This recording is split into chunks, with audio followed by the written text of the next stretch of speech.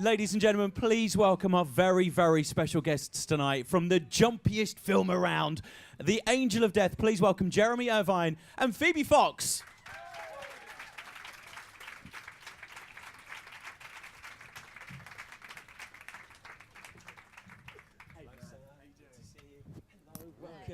Welcome. Hello. Lovely to see you both. Thank you so much for coming. Thanks for having Pleasure. us. Done your Christmas shopping? No. Brilliant. No one has. Let's talk about the fact that I just mentioned this is for me the jumpiest film I have ever seen, and I kind of watch movies for a living. How aware of the scares were you when you were making this movie, and how much this was going to push that scare factor? I think it's a lot scarier than I thought it was going to be, actually. They put in a lot of the jumps after we were filming it because they're CGI'd in. But I mean, it was sometimes quite scary to shoot it. So I found it scary, so surely everyone else will. I tried One to would make it hope. as scary as possible for Phoebe. That's which true. is, It was abusive. Yeah. So were you the nightmare for her when she's working on this big movie? And I know we'll talk about it a little bit later. You've worked with the director before, but are you kind of putting her off and making her go like boo whenever she's trying to work a scene? Yeah, as much as possible. I mean, it's. I think it's about being a supportive co-star. No, the director was actually worse. The director was the one that was hiding in cupboards on set, trying to. Calling rehearsals on camera so that he could hide and jump out at me so it could be on camera forever. So you record because some people do that. Some directors like to record rehearsals to capture it, and then you find that the rehearsals make it into the movie. Did that happen? Is the rehearsal in the film? I'm sure in some shots, not that one because it completely ruined the scene. A lot of I called effing him and blinding so and. yes, yeah. it was very sweary. And but I'm sure sometimes the rehearsals. I haven't actually noticed in this film whether that's happened, but it does happen. You're right. Yeah. And what about for you? Did anyone kind of put you off, or were you the main culprit of the let's not let them work very well? Well, we also had we had 8 kids on set as well, which was kind of the best fun for me in that I could show them one magic trick which went on the whole kind of shoot, and I was basically Gandalf. So no, it was. For me, it was just a huge amount of fun doing this. I mean, working in London, it's been a while since I'd done a film in the UK, and I got to ride a motorbike. What more do you want? Yeah. You're basically Tom Cruise. Like, if I can get to ride a bike, I'll be in it. I've been telling people that for years. Yeah. I mean, in terms of, obviously, you're kind of working away then, so do you not get the chance to spend much time here in London anymore? Not very much. But that's, I guess, a lot of films, film all over the place. I mean, this year I've been in Budapest and New Mexico and Montreal, and, they film all over the place. So you get to travel a lot, but in a way that's kind of the best bit, and then also, I guess, sometimes the worst bit as well, depending on how homesick you get. Yeah. Let's go back to the beginning, because obviously The Woman in Black was, as we mentioned, it was a phenomenon. It was the scariest film of 2012. And, it was already a very, very hugely successful book, and it's a theatre production as well, which has gone on for a very long time as well. Showed the popularity. Did you feel pressure when you knew that there was a sequel being written and then kind of the scripts come your way? You kind of go, look, there's a lot riding on this movie. Yeah, absolutely. I also felt the pressure of not being Daniel Radcliffe, because when I told my friends and family that I was going to be in it, they'd go like, "Oh, is Daniel Radcliffe in it?" Be like, no. And they'd just be really disappointed. Did you not say to them, have you not seen the first one? Yes, I know. Yes, I was like, I don't want to give it away, but Yeah. totally doesn't survive it. Like, I don't want to ruin it, but Bruce Willis is dead in The Sixth Sense. It's time to let it go, right? Yeah. You know what I mean? These things need to be talked about. Yeah, exactly. What about for you? Did you feel a pressure taking on, part 2, if you like? Yeah, well, I think like Phoebe, I too was very disappointed that she wasn't Daniel Radcliffe. No, it's. I mean, it was a huge success, but I think with anything like that, where, I've done, when you do jobs which are based on a successful book or like something like that, you just don't think about it. You have to really put it out of your mind and just focus on the task in hand. It was a great script, and that's, I think, why everyone got involved, because it was this wonderful script. Yeah. We spoke earlier. We won't mention the movies that we were talking about, but scripts come your way, and some scripts aren't quite right, and some of those scripts that we talked about became huge movies. So what was it about this script that you went, you know what, I want this one, as opposed to maybe even a bigger budget blockbuster movie that been a summer blockbuster type thing? I always find that question very difficult to answer. You know, when you read a script that I don't know, you just get this feeling after you've finished it. You turn the last page with shivers going down your spine, or you're thinking about it for weeks afterwards. It's a very difficult thing to put your finger on, and it's not a specific genre. You know, when I read this script, I wasn't going, "Oh, I want to do a horror movie next." I read this script, and it was haunting in its own way. In fact, one of the first things I did when I finished it was phone my agent and said, "Look, I think this movie stands up as a drama. You know, you could take all the horror out of it, and you'd still have a wonderful drama. You've got all these characters with such depth to their backstories, and set in such a wonderful period of history that just kind of sells itself to creative writing." And I felt it stood up on its own and had a class to it, I guess. Yeah. In terms of this movie as well, for me, it didn't feel like a sequel. It felt like a standalone movie. I know obviously it's 40 years after the events of the previous movie, but it kind of didn't have to be. It felt like a very much a standalone, like you say, drama, but ultimately the jumpiest film I've ever seen. Was that quite? Was that something that was aware to you? Did you kind of feel this is a standalone film for you? I didn't really think that much about it at the time, but I totally agree. I think probably what everyone was striving to do was to not emulate the first film, because that would be boring. You know, let's carry on with the ghost, but let's make something different. You know, it's a different people. It's got a very different feel to it. It feels the first film feels more like a sort of chamber piece, and it's incredibly atmospheric, and the second one is sort of freakier and scarier, and it's got more heart to it as well. But I'm sure that probably Tom, the director, set out to make sure that it was a standalone as well, but I wasn't aware of it. We're going to show a clip in a second, but first, before we do, I just want to talk about the children in the film. So you said there were 8 kids in the movie, is that right? Is it 8? I think so. Yes. We lost a couple on the way. At the start, there was 10. I was going to say, to be fair, let's not give anything away, but some of them ain't going to make it. It's fine. They're fine. They're all fine. They're all actors. There is one particular, and I think you know the kid that I mean, and we're going to show a clip in just a second. What was it like working with him? He scared the life out of me. This is Oakley. Pendergast. Cocky Great name. Little shit. He's nothing like that. He was the kid that was always coming up to me and be like, "Phoebe, you dropped your gullible card." I'd be like, "What? Yeah. Where?" Yeah, he was a lot of fun. And he's fantastic. He was in The Impossible as well. He was fantastic in that as well. He's going to be an incredible actor. It's amazing. I think when you get real, when children actors are good, it's so much more Depressing. credible. Well, yeah, depressing. Yes, depressing. But so much more credible than when a child. It's so natural, and he played this. I mean, he's honestly nothing like how he is in the film. He's a geezer. Thank he's a real goodness, geezer. because he's blooming scary in the movie. Yeah, it's true. Yeah, you wouldn't want that kid He's on set. possessed, basically. Let's take a look at him in action. Well, don't worry, we'll have a little look at clips with you guys as well. But just to annoy you a little bit more, here he is. This is a character called Edward. During a game of what's considered a very dodgy hide and seek. Take a look. That's what I'm talking about. We all jumped during that clip, and we knew what was coming. So you mentioned earlier that some of this might be CG, and some of the scares weren't necessarily there.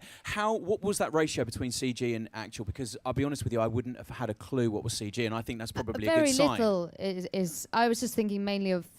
There was a moment where I looked out the window, and they've CGI'd a bird flying into the window. That definitely wasn't there when I did that. But what I think is great about it is you've got the woman in black played by Leanne Best.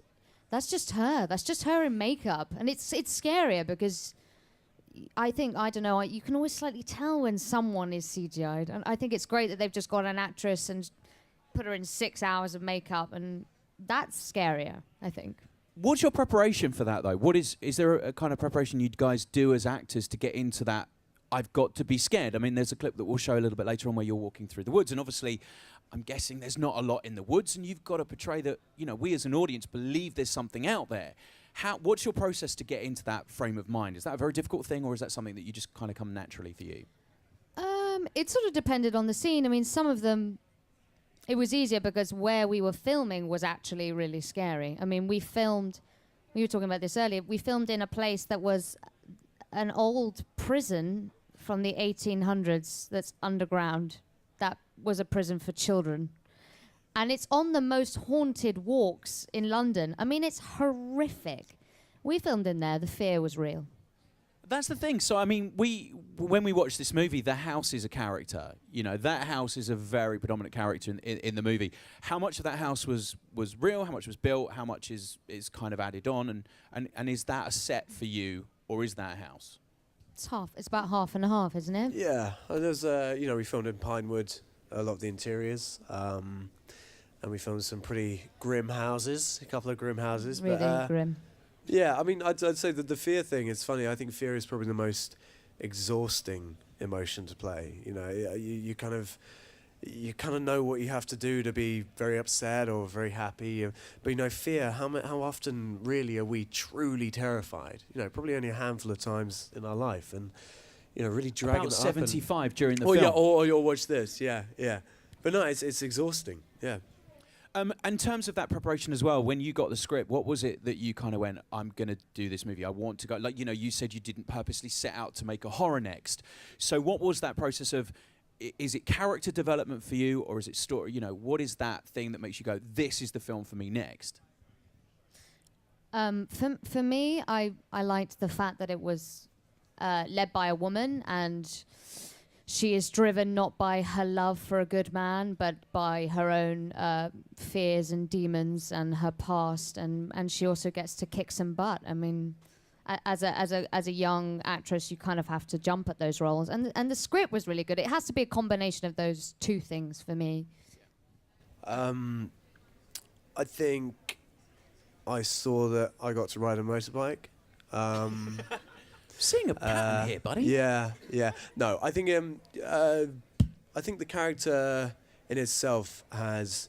I mean, without giving too much away, we see Harry, my character, as this very reassuring, charming influence throughout the film, and then we realise that all is not how it seems. So it's the chance to play in any situation where you get to play a character who's hiding something, that's immediately more exciting. It's much more interesting to play someone who's lying about being something or pretending to be something they're not, because in the end, I think that's what we're all doing all the time. We're all pretending, or at least trying to front something that we want to be, that we want people to see us as.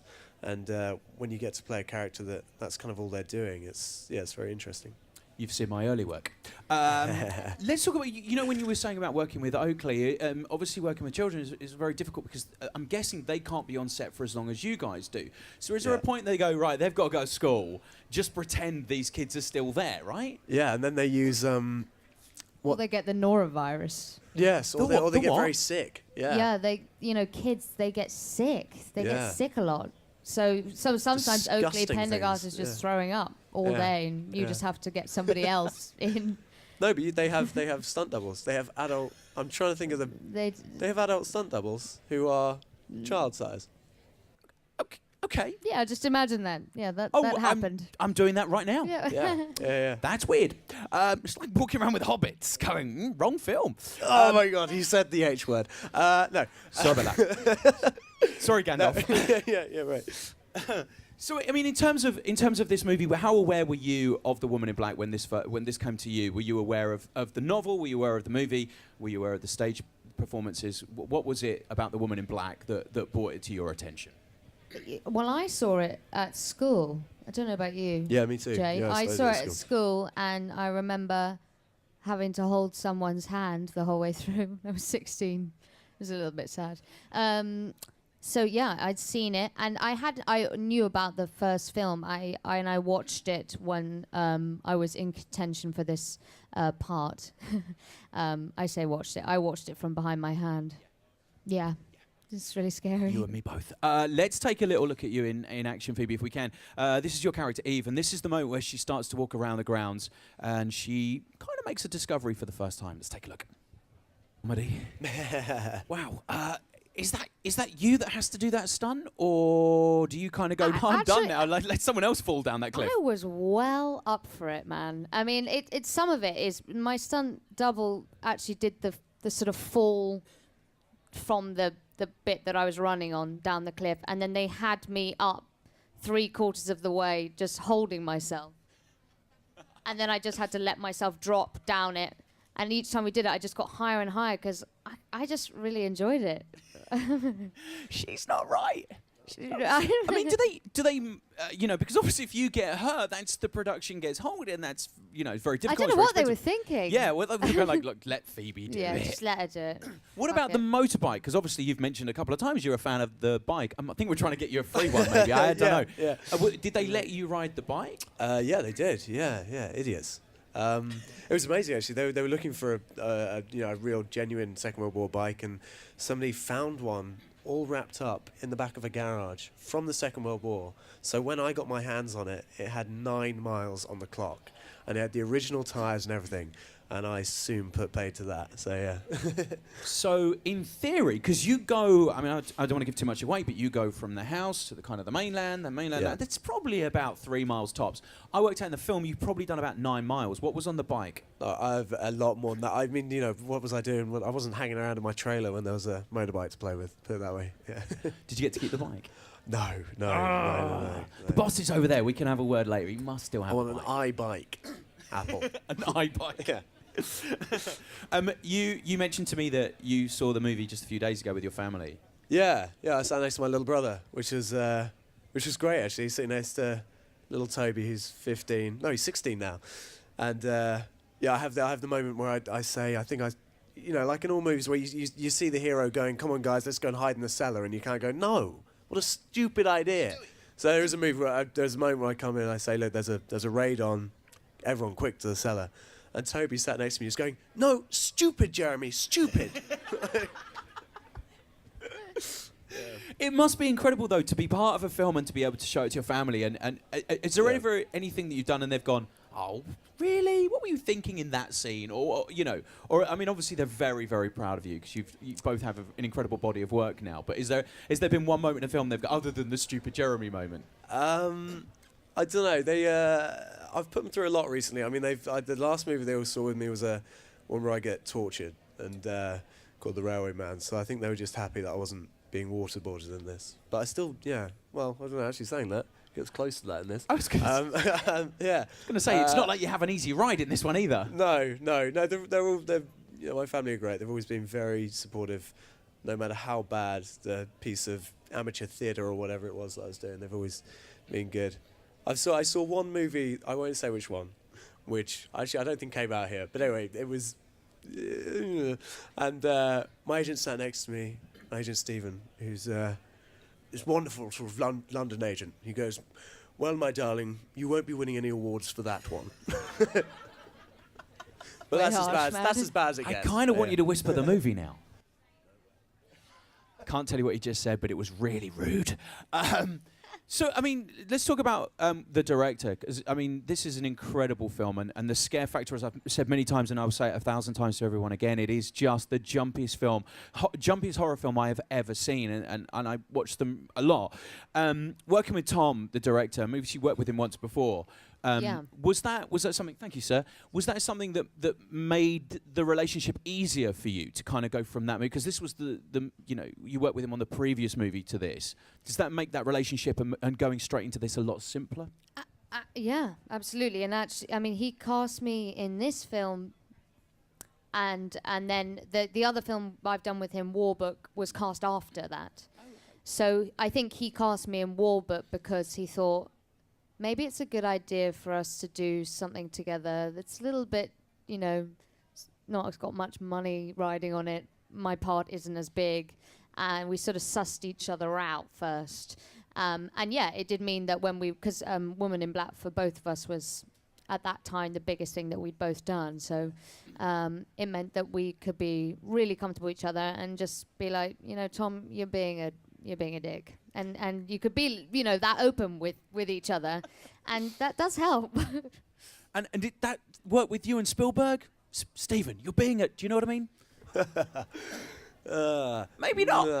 No, not so much. I remember once on try Wars, putting up my... You're not getting War of the Worlds too, mate. Oh, jeez, I know. I remember once very early on sort of stopping the set and going, I've had an idea, and the whole kind of the crew just went... But no, he was great, actually. He was good at that sort of stuff, yeah. And what about working with Tom on this? Because obviously you guys hadn't worked before. Mm. Was that did you just jump straight into that? Because obviously the relationship between an actor and a director is very important, and obviously you guys have got to hit the ground running. I didn't have a lot of rehearsal time. Kind of really just went straight into it. Yeah, well, I think the key is with any director is making the actor feel as comfortable as possible, and Tom certainly did that. When you've ultimately got to go and do a lot of stuff that's probably going to feel very embarrassing, very awkward. You're playing make-believe for a living, so you need someone who's going to make you feel as comfortable as possible when you're doing that, and that's when you do your best work. Yeah. And presumably having a real set, real effects, as opposed to, as Phoebe said, there's very little CGI in this movie. Does that make that acting a lot easier? Because the world seems to be now a world of CG. You are acting against a tennis ball. Whereas having the real person, there was a woman in black. Does that make life a lot easier for you? I mean, I actually haven't done a film where I had to act against green screen, so I can't really say, but I would imagine so. Yeah, hugely. I mean, it's mad. I mean, when you do, I did a movie this year where I spent a month in a green hangar, and and it's incredibly difficult. Anything they can do where, you're not having to, expend so much energy imagining where you are and actually being in the place it's great. We need to talk about the character of Harry. So he gets a little bit more action in this as well. I mean, we can't give away too much, obviously. But were you prepared for that? Because the character is very multi-layered in that way. You did mention that we learn a little bit more about Harry throughout the film. Were you up for the action? I'm always up for the action, Craig. No, it's... Get a room! Yeah. I mean, I wouldn't say there was. I mean, it's wonderful when you ever get to do all this fun stuff with explosions and running around and jumping off things and riding and driving and all this sort of stuff. Then it's it's a huge amount of fun. It's just playtime, really. Yeah. Let's take a look at you in playtime. This is a moment where Harry goes looking for Edward. Edward's done a bit of a runner, basically, and there's quite a lot going on. Take a look at this. This is during a chase through the airfield. Boom. Even though you know what's coming, you know when you touch his shoulder, he's going to turn around and it's going to make you jump anyway. Let me ask you a question. This is one thing that we talked about whenever we talk about horror movies. Christopher Lee, who's obviously Homer at Hammer, always said that something that's particularly scary to an audience on camera is usually the most laughable off camera. What was that one moment that you were filming, you go, hang on, we're never going to get this. This is hilarious. But on camera, it looked absolutely incredible. The only thing I can think of is, actually, it wasn't anything to do with us. It was that the sort of drumming monkey, which is horrible on screen. Yeah. But it drummed so hard it kept falling off the ledge, and we were just pissing ourselves laughing. Just kept drumming and falling, and we had to put it back up again. What about for you? Was there a particular moment in the film that you go like you've all got to calm down because I need to get this right?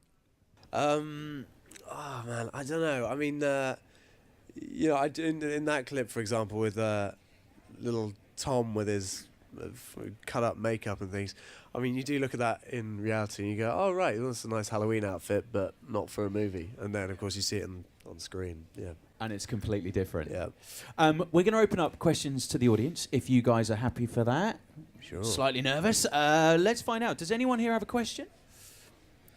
We have a lady at the back. Just as the microphones go that way, we go, lady at the back. Can we get a microphone over there? Hey, well, as a working actress myself, I'd be interested in hearing how both of you kind of got your careers started and have made it to this very exciting point in your career at such an early age. Jeez. A lot of luck, I think. Well, we both went to drama school. Briefly, yeah. You did, didn't you? Phoebe went to RADA is what she's trying to say. No, I'm not trying to say that. No. I don't know. I mean, okay, it took me 3 years to get into drama school. So, I mean, the thing that I would tell any actress especially is just persevere, because it's not easy. And if you give up at the first hurdle, then you just don't go into the business. So, yeah, I mean, the third time I applied for drama school, I was thinking, God, if I have to do a fourth year, I mean, but And apart from that, I don't know. What about Well, you? no, same. I mean, it was 2.5, 3 years before I got any work whatsoever after leaving, and perseverance. But also, I think the one bit of I feel silly giving advice because I'm still so new to it, but the one thing I would say is that nowadays cameras are so cheap, editing software is free from the internet. If you're sat at home waiting for the phone to ring, the days of that are over now. You can be out making your own films, and that's how I got my first movie, Warhorse, was through making my own films, putting them into a sort of show reel, going around agents, and eventually that was shown to the casting director. So yeah. I mean, when you got into drama school after that third year of trying, and now you're kind of in this huge movie, do you kind of want to send them a DVD and go, hey, look, see, should have got me earlier? I want to send one to Lambda because they would never see me pass the first audition. I really want to send them a DVD. That's where I went, and yeah, you weren't right. You weren't right for this establishment. It's amazing they've got chemistry on the movie, right? I know. They clearly love each other. And what about you? Just kind of go, just send the words, I'm working with Spielberg, deal with it, back to people that didn't give you those jobs that maybe you auditioned for before Warhorse? No, because it took me a long time. I'm still not convinced you can teach acting. I think it's something you have to figure out yourself. I think you'd be put in a situation where you can learn yourself, but I think it took that long for me to figure out what it was. I think, yeah. Can I just ask you a really weird question? Did you ever practice your I'm scared face in the mirror when you got the job? I wish I had. Daniel Radcliffe told me that he did. He said did? he practiced his scared face when he did Woman in Black, and he said that he would sit in front of the mirror going, which is pretty much what he did through most of Harry Potter. Man, Dan Radcliffe, what? I missed that lesson. But that's fantastic. I mean, I just wondered, did you ever kind of go, I wonder what No. my scared face There's looks the like? most I should awful double I check. really freeze wish I frame had. of me when we're on the bunker. Yeah. And then when I get started, it's awful. It looks like I'm being electrocuted. It's horrible. Yeah. Mine's very eyebrowy. One eyebrow up, one. I don't like it. I really wish I'd looked in a mirror. It's very Roger Moore. It's very Bond. Very Roger Moore. Let's see if we have some more questions. We have a gentleman again in the middle. I'm so sorry. We're picking people from the middle. Thank you very much. Hi. I know you said the film's got a different tone to the first one, but does it have a gothic feel to it? Because I'm a Hammer horror fan. I love the originals. So basically, does this have a gothic tone? Because in the original, it has a gothic tone when he's going to El Marsh. on I the say train. completely. I think this is very much a Hammer movie for the modern day in many ways. And it's I think there's a huge amount that there's a reason why the first movie is so successful. And I think what Tom was talking about the other day when we were doing a Q&A was keeping all the bits that worked and then finding other things to add to it. So it's not like we started from scratch. Yeah. Could I ask another question, if possible? I know. Have you seen the first one? I guess you have. Yeah. To see it. Who do you prefer? Do you prefer Leanne Best or the incredible Liz White, who played the woman in black in the first one? Good question. I Wow. think That's it'd be that's a really hard question that I'm not sure. Totally harsh to Yeah, not say yeah. Leanne. I mean, Liz White was great, but I loved Leanne. She was supposed to be cast in this one before, but she couldn't do it because she had pride. So That's basically- right. see, Yeah. yeah. It was a hard thing, I think, for Leanne to step up and become the ghost because somebody had already done it, and Yeah. I thought she did an amazing job. Also, just going back to the tone of Hammer, this felt to me much more like the Hammer films from Days Gone By, more than the first movie. Oh, really? did. That's the way I felt. And it was really interesting. This is the first Hammer, I think, sequel since like 73 or 74. So it shows you, in a way, how much people want this movie. For a studio like Hammer to go, yeah, we will give this a sequel, because it's kind of not something they've done for a long time. Yeah, I mean, I think everyone, maybe even Hammer themselves, was surprised at just how well the first film did, and it's, it's like, let's build on that. I mean, you can go so many places with the character of the woman in black and Neil Marsh House. I mean, let's just keep building on it, I think. Yeah, I never want to go there. Let's get a question. There was a lady over there that's had her hand up for a while. We'll pass the microphone along. Hi, I just wanted to know, doing this kind of film is quite supernatural. So personally to you guys, do you guys believe in a supernatural? I always believe I'm going to be haunted. it's actually a problem. Every hotel I stay in, the first night, I'm like, this is it. This is the night that the ghost appears. I don't know why. I think someone told me once that I had the right aura to be a psychic. They told me when I was like 6, and it's really stuck with me, and I keep believing that ghosts are going to come find me. So, yes. Jeremy? Eesh. Wow.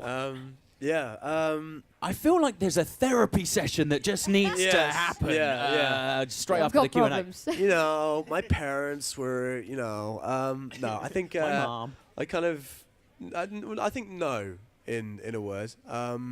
However, I have always been haunted by ghost stories, and I think the first movie was one that terrified me as one that would be in my nightmares. When we were filming this movie, I was having Woman in Black nightmares and things. So I think maybe not in real life, but in terms of fiction, yes, yeah.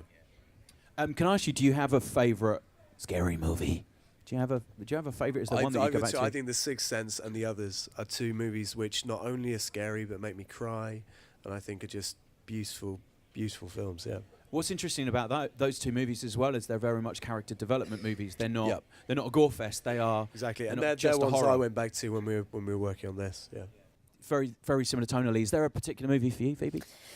I agree with you, definitely. I just saw The Babadook, which I thought was amazing as well. The Babadook. But even that kind of Thank freaks me you. out. Is that Thank the noise Yeah, it makes? freaks That's me kind of you just walk around going the Babadook, Babadook. Babadook. You can now get the book as well, the pop-up book. If you know the movie, don't get the pop-up book. Don't do I that got to sent yourself. it. Oh. Yeah, they don't like me. Do they hate you? Yeah, Christmas gift. Unbelievable. Mm-hmm. One Merry final question Christmas. we have time for. Let's get one question. Gentleman over the back there. Hi. From the old generation of actors and actresses, I'm talking decades 1920s to 1970s, what is the one actor and the one actress that you really admire? Just from the 1920s and Between 1920s and 1970s. Between 1927 and 1970. No, between the 1920s and 1970s, so these 5 decades. Wow. That's possible. Can I just say, that is the best question I have ever heard. Let me throw that question. It's one that I was going to go with anyway. Absolutely. It was my next. Between the 1920s. Seriously, I'm We've going with done this, We've been doing a lot of Jeremy. interviews today, and that one we haven't been asked. Yeah, it's interesting. Right. Between the 20s and the 70s, Between the 20s who is your and the favourite actor and actress? 70s. Good question. I'm keeping this for future Q&As. Kirk Douglas. Good one, because you worked with his son recently, and that keeps you in his good books. Phoebe. Oh, Come on, chop chop. I can't believe you don't think of one. Vivian Lee. Good answer. Thank you very much for the best question ever. I'm scared you have another question. This is I'm really scared terrifying. you're still... Don't let him ask another This question. is why, No, right, when we please, do these, come on. we make people take the mics back. No, I have Okay. to. I have to. Right. Okay, go on. Please, I have to hear the next question. No, it's not the next question. It's the fact that the guys have answered half the question because I asked for one actor and one actress. So Jeremy gave one actor.